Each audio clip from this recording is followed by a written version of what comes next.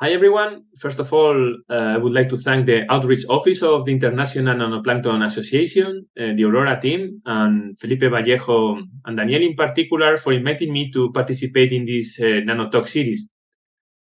Next, I'm going to introduce myself. My name is Andrés Hernández, and I'm a senior lecturer and researcher at Universidad de Salamanca in Spain, where I work in close collaboration with Josabel Flores, that you can see here in this picture, and who most of you may know already.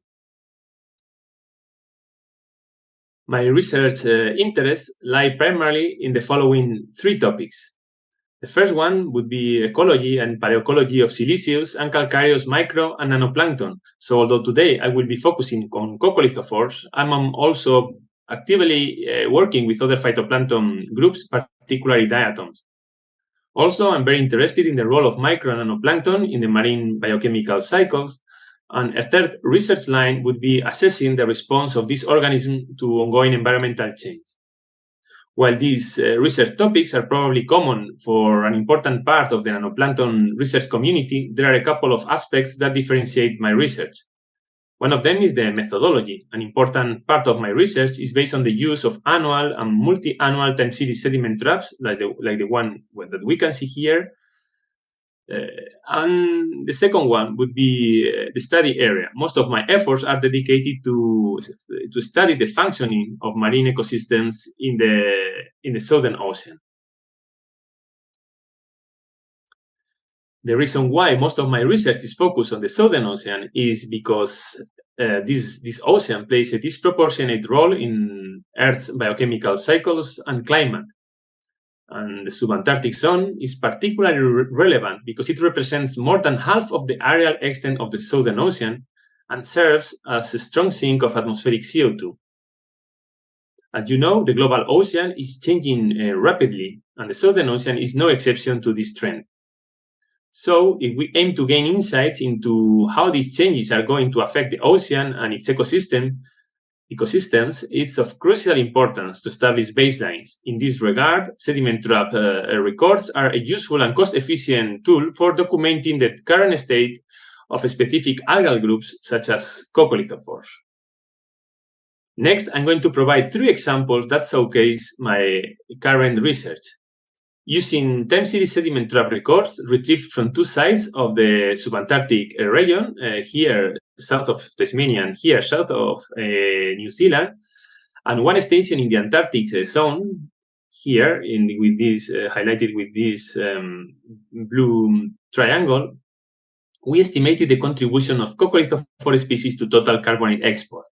We noticed that coccolithophores contribute for about half of the total carbonate export in the subantarctic zone, as we can see in this figure. But in contrast, their contribution drops to less than 5% in high-latitude waters.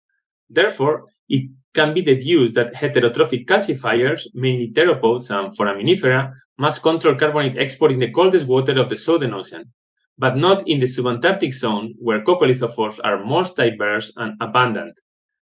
We notice that although Emiliana haxleyi is an important vector for carbonate export to the deep sea, less abundant but larger species account for a larger fraction of the annual carbonate export mediated by coccolithophores in the subantarctic zone.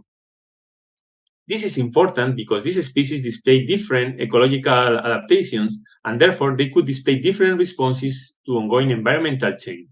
In fact, we have evidence that they have responded differently to environmental change during the late Holocene and industrial era.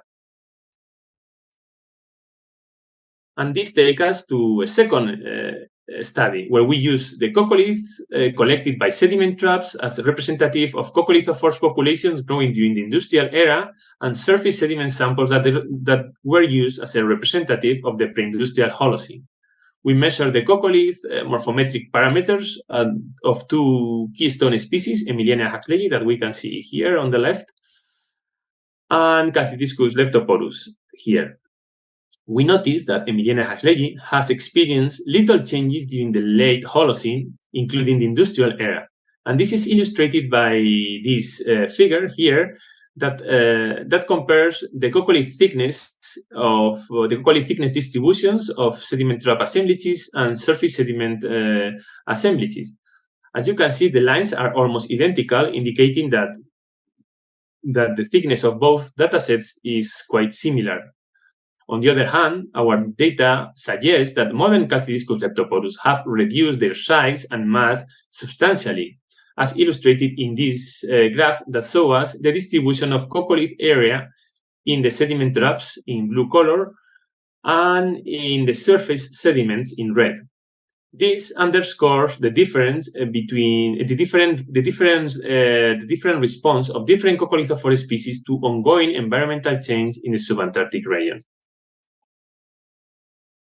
Lastly, and very briefly, we compare the seasonal variations in Emiliania hacklegi morphotypes with the alkenon production in the Southern Ocean Time Series Observatory that we can see in this map here with this yellow triangle. And we identify a relationship between the proportion of D and 3 unsaturated alkenones and the morphotype assemblage composition. Our data suggests that different Emiliania hacklegi morphotypes may produce different proportion of D and 3 unsaturated alkenones, implying that the Emiliania hacklegi morphotype composition should be taken into consideration when interpreting the alkenone signal preserved in the sedimentary record in this region. If you want to know more about our research, you can find more information on this website that compiles most of my research on Southern Ocean Coccolithophores. Thank you very much for your attention.